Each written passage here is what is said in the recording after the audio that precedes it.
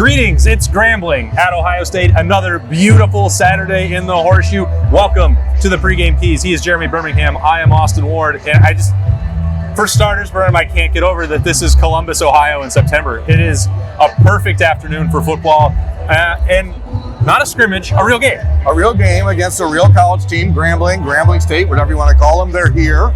They're in the building. The Buckeyes' new stadium atmosphere, trying to get it going early. It's a little loud in here. We never know exactly how loud it is for the consumer of this product until we get back a chance to look at it. But they're trying to juice it up. Campus was busier than I thought on the way down here, all things considered.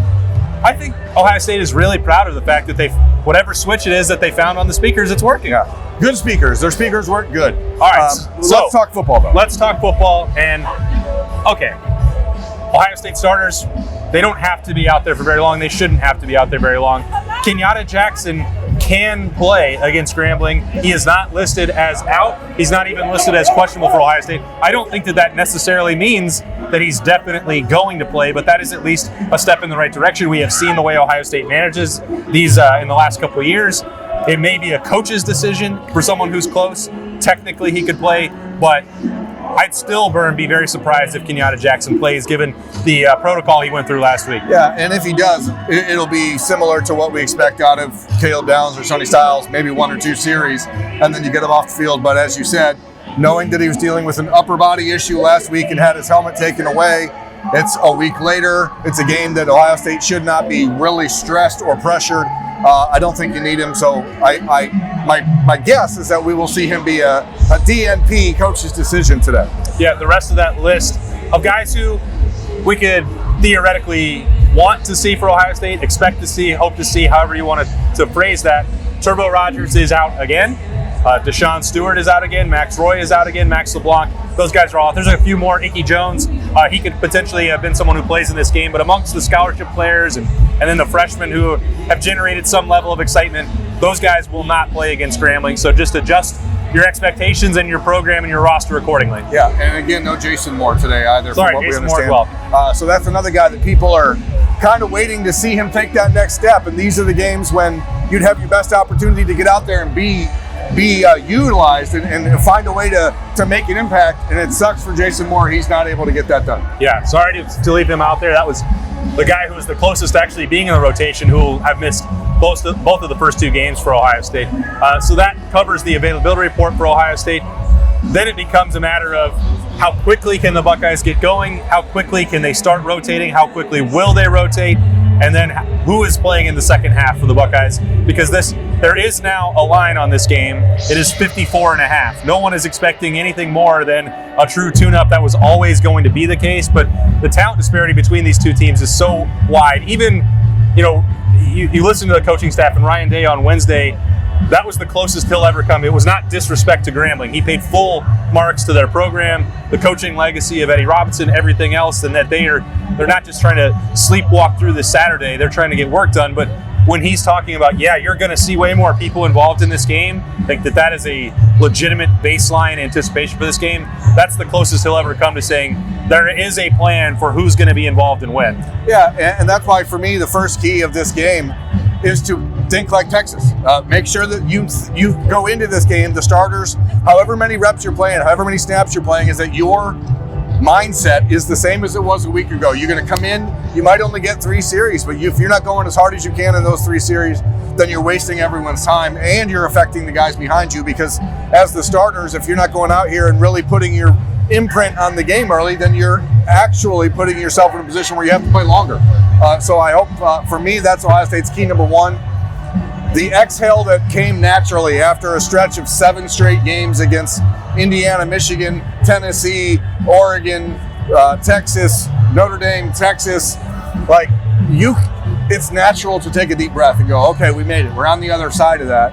It's a very weird feeling to cover it as well. But you can't come out and play that way if you're Ohio State, especially if you're the starters, especially if you're the guys that are trying to live up to the standard that was set a year ago and that was continued last Saturday. It's wild. I mean, we're only covering it, but every Ohio State game dating back to the middle of November last year was a life or death scenario. And that included the entire offseason because of the way Ohio State was approaching Texas in the opener. So I think there is an element of what you said, an exhale, and there may be points today which, because of that fact, it doesn't mean it's a hangover, it doesn't mean it's a letdown. Today does not require the same level of attention that you poured into all of those other games. And I do think what you're saying is correct. The earlier you get that job done, the earlier the starters can get out, but it would be disingenuous for them to pretend like this is the same high stakes, high opportunity moment that they had before. So that fact, and given how many first time players are going to be involved, this is the true week one for them. Like, I think there are going to be elements today that look a little bit wonky, that look a little bit rusty for Ohio State. That's totally fine. They also, for the starters, played a super physical matchup a week ago. There's just a physical acclimation period that's going to go on for the people that played in that game and the people that didn't. So I don't want to temper anyone's expectations. You feel however you feel about whatever happens starting at 3:30 today. Is the standard the standard? The standard, I'm told, is the standard, but it's a sliding scale. And if Ohio State has moments that don't look super clean today, I'm not going to overreact to that personally. Yeah. No, and no one should overreact to it, but it is an important moment for the younger guys to get in there and get their opportunities. To me, that starts Ohio State just dominating up front early, making sure that the running game gets on track, and then allowing Julian Sayin to do some things. Give him a chance to spread the offense out a little bit and get a little bit more aggressive. I don't know how many reps he's going to play at. We think maybe a half for Julian Sayin, so I want Ohio State's offensive line to dominate this game.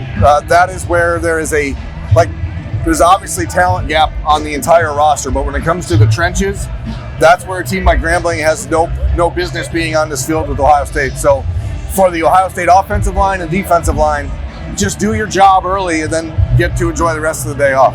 And this is still a game where we're going to pay close attention to that. You can have, with the passing attack and the running game, there's so many moving pieces. Like, if the chemistry and the timing is not ideal, that would be fine. But you can go win a one-on-one blocking matchup. You can go win a pass rush scenario.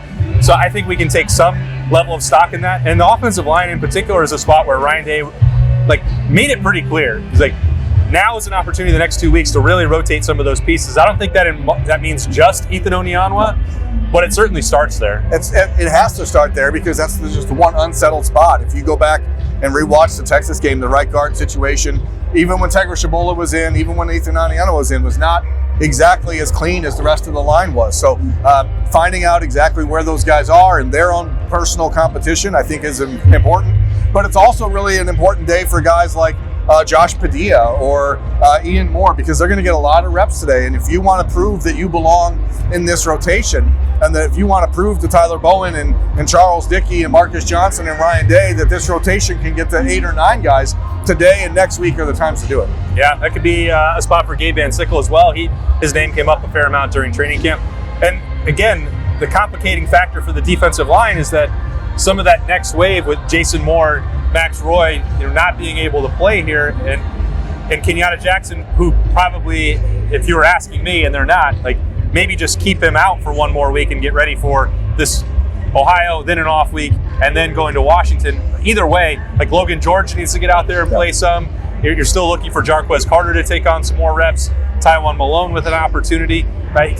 Eric Mensa, who didn't play a week ago. You got to figure out some of those pieces as well. There's still a lot of guys that can play even without those 3 defensive linemen. So it's just about getting them in early enough and making an impact.